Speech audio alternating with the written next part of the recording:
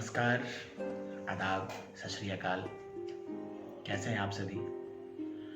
उम्मीद करता हूँ बहुत अच्छे होंगे और अच्छा होना भी चाहिए। आखिर सीबीएसई बोर्ड का डेट शीट जो आ गया है, सुन के अजीब लग रहा होगा ना, ये मैं क्या कह रहा हूँ। डेट शीट आया है और अच्छे होंगे, क्यों नहीं अच्छे हो सकते आप? आखिर अच्छा होने के लिए ही तो इस 10 महीने 11 महीने की तैयारियां की है आपने। इसमें बुराई क्या है? किस बात की बुराई है? मेरे नजरिए में तो कुछ गलत नहीं लग रहा।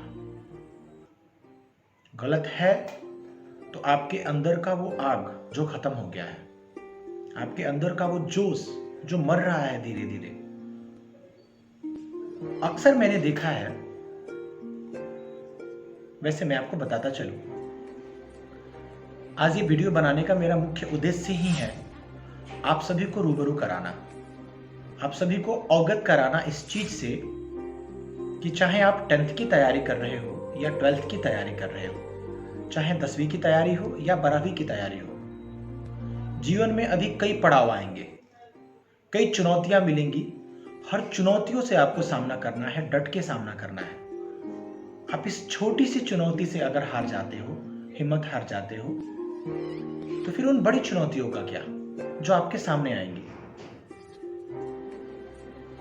अतः ये वीडियो बनाने का मुख्य उद्देश्य ये है मेरा, मैं आप सबको बस यही बताना चाहता हूं कि जो एग्जाम होने वाला है, 12th और 10th का एग्जाम फरवरी लास्ट से होने वाला है। कुछ लोगों का मार्च में शुरू होगा और कुछ लोगों की फरवरी लास्ट से शुरू हो रही है। मेरे भाइयों, बहनों, दोस्तों, साथियों, बस मैं इतना ही आपको बताना चाहता हूं कि शिद्दत के साथ तैयारी करो। अगर आपके अंदर वो आग है, जुनून है, जज्बा है, तो मैं ये दावे के साथ कह सकता हूं, इसमें तनिक भी संदेह नहीं है कि आपका रिजल्ट जो है आपकी सोच से बेहतर हो सकता है। जरूरत अभी अगर है किसी चीज की, वो है स्मार्ट वर्क की। प्रश्न यह खड़ा होता है कि स्मार्ट वर्क कैसे करें? अब तक आप जो भी करते आ रहे थे वो आपका हार्ड वर्क था, पर अब जरूरत है स्मार्ट वर्क करने की। इसका सीधा मतलब इस बात से है कि अगर स्मार्ट वर्क की बात की जाए तो इसका तात्पर्य है कि आप अब सिर्फ उन विषय वस्तु पर या उन टॉपिक्स पर ध्यान दो जिन टॉपिक की संभावनाएं ज्यादा हैं या जिनसे अधिक नंबर के सवाल पूछे जाते हैं।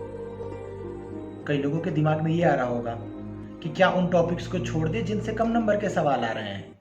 मैं ऐसा नहीं कहता कि आप उन टॉपिक्स को छोड़ दो, लेकिन आपको ज्यादा से ज्यादा ध्यान देना चाहिए उन टॉपिक की तरफ जिन टॉपिक्स में ज्यादा नंबर के सवाल आते हैं। और दूसरी बात, अगर आप अच्छे छात्र रहे होंगे तो आपने पहले ही अपने पढ़ाई के दौरान ही कुछ शॉर्ट नोट्स बनाए होंगे।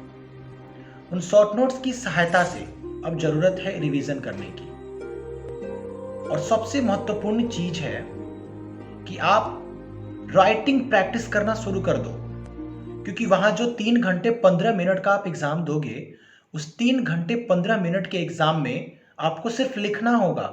वहां आपसे कोई पूछेगा नहीं, कोई ओरल एग्जाम आपका नहीं होने वाला। इसलिए सबसे ज्यादा जरूरी है अगर कुछ, तो वो जरूरी है राइटिंग प्रैक्टिस की। आप राइटिंग की प्रैक्टिस करो, लिखने की आदत डालो। मैंने अक्सर ऐसा कहते हुए सुना है मेरे पुराने विद्यार्थियों से, या और भी जो होते हैं उन विद्यार्थियों से मैंने ऐसा कहते हुए सुना है कि सर प्रश्न आ रहे थे, प्रश्न की जानकारियां थी मुझे, लेकिन समय नहीं बच पाया कि मैं लिख पाऊं। तो अभी जो आपके पास बचे हैं, कुछ लोगों के पास 45 दिन के आसपास बचे हुए हैं, 45 डेज, उनका जो आईटी सब्जेक्ट्स ले रखे हैं, एग्रीकल्चर है या कोई ऑप्शनल सब्जेक्ट्स हैं, और वो लोग जो सिर्फ 5 सब्जेक्ट्स का, 5 विषय का ही एग्जाम देंगे, उन लोगों के पास लगभग मोर देन 50 डेज है। 50 दिन से अधिक दिन है आपके पास। 50 दिन कम नहीं होता मेरी नजर में। अगर आप हर विषय वस्तु को, हर सब्जेक्ट को बराबर ध्यान देते हो तो 50 दिन बहुत होते हैं। अतः आप स्मार्ट तरीके से पढ़ाई करना शुरू करो। अब मैं फिर इस बात को दोहराता हूं, राइटिंग सेशन बहुत ही ज़्यादा आवश्यक है। अगर आप अभी से राइटिंग सेशन की प्रैक्टिस करना शुरू करते हो तो इसमें कोई संदेह नहीं है कि सबसे पहले तो आप टाइम मैनेजमेंट अच्छे से करना सीख जाओगे, क्योंकि एग्जाम के लिए सबसे जरूरी चीज होती है टाइम मैनेजमेंट। तो सबसे पहली बात, आप टाइम मैनेजमेंट करना सीख जाओगे। दूसरा, राइटिंग सेशन से आप अपनी राइटिंग की एक्यूरेसी को करेक्ट कर पाओगे, जल्दी लिखने की आदत हो जाएगी, सही लिखने की आदत हो जाएगी। और तीसरी सबसे महत्वपूर्ण बात है आपकी, how to write and what to write. कैसे लिखें और क्या लिखें, ये बात निर्भर करती है नंबर पे, कितने नंबर की आपकी परीक्षा होने वाली है। आपकी परीक्षा वैसे तो 80 मार्क्स की होती है, मैं क्वेश्चंस की बात कर रहा हूं, प्रश्नों की। कुछ प्रश्न 1 मार्क्स के होते हैं, मल्टीपल चॉइस क्वेश्चंस आते हैं, केस बेस्ड स्टडी में भी कुछ क्वेश्चंस आते हैं। तो अगर सिर्फ मल्टीपल चॉइस क्वेश्चंस हैं तो वहां पे तो सिर्फ आपको ऑप्शंस चूज करने होते हैं, कौन से ऑप्शन सही होंगे। लेकिन उन प्रश्नों का क्या जो 2 मार्क्स के आते हैं, 3 मार्क्स के आते हैं, 4 मार्क्स के आते हैं, उन सवालों के लिए जरूरी है आपको राइटिंग प्रैक्टिस करने की, कि आप सवाल के जवाब किस तरीके से लिखो। इसके लिए कई सारे सैंपल पेपर्स मार्केट में अवेलेबल हैं। उनमें जो टॉपर्स हैं, उन टॉपर्स के सैंपल पेपर्स दिए गए होते हैं ऑलरेडी, आप देख सकते हो उन्होंने कैसे लिखा है, उससे आइडिया ले सकते हो। आप अपने हिंदी शिक्षक जो हैं आपके, उनसे सलाह ले सकते हो, अपने अंग्रेजी शिक्षक से सलाह ले सकते हो। वो आपको आइडियाज देंगे, आपको उपाय बताएंगे कि किस तरीके से उत्तर लिखने चाहिए। आप बिल्कुल घबराओ मत, 50 दिन बहुत ज़्यादा होते हैं, बस ज़रूरत है नियमित पढ़ने की। आलस छोड़ो। अगर आप इस वक्त में आलस कर रहे हो तो यह आपके लिए बहुत ही ज़्यादा गलत है, क्योंकि इस वक्त का किया गया आलस आपका भविष्य खराब कर सकता है। अतः आलस छोड़ दो, आलस का त्याग करो। ठंड आपको लगती है, ठंड उनको भी लगती होगी जो 99%, 99.8% मार्क्स लाते हैं सीबीएसई में, पिछले साल, उसके पहले या उसके पहले भी ला चुके हैं। उन्हें भी तो ठंड लगती होगी। सुबह जगो, सुबह पढ़ो। अगर आप निशाचर प्रवृत्ति के हो, आप सुबह नहीं उठ सकते, रात को देर तक पढ़ो। पढ़ना तो पड़ेगा ही, दूसरा कोई उपाय नहीं है।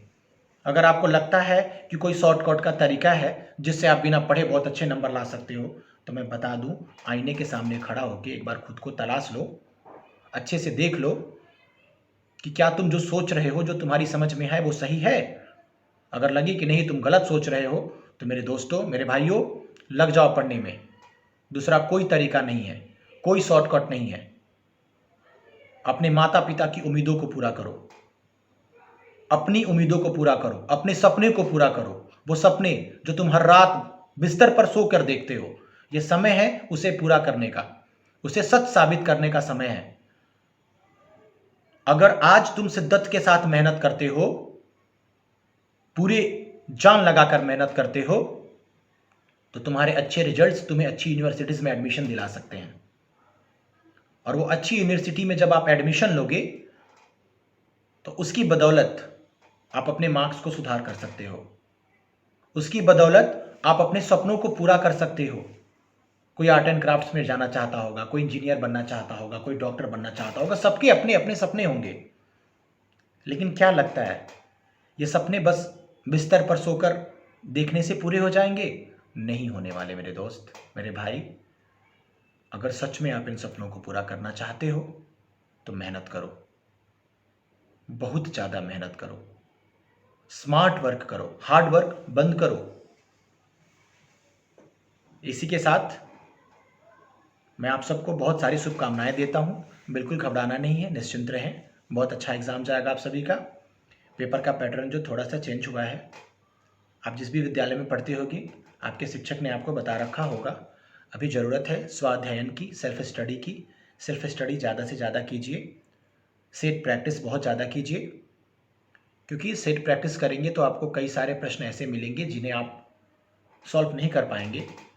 उन प्रश्नों को अपने दोस्तों के साथ डिस्कशन करें। अगर दोस्त भी नहीं बता पाते हैं तो अपने शिक्षक से संपर्क करें, शिक्षक से पूछें, शिक्षक आपको बताएंगे।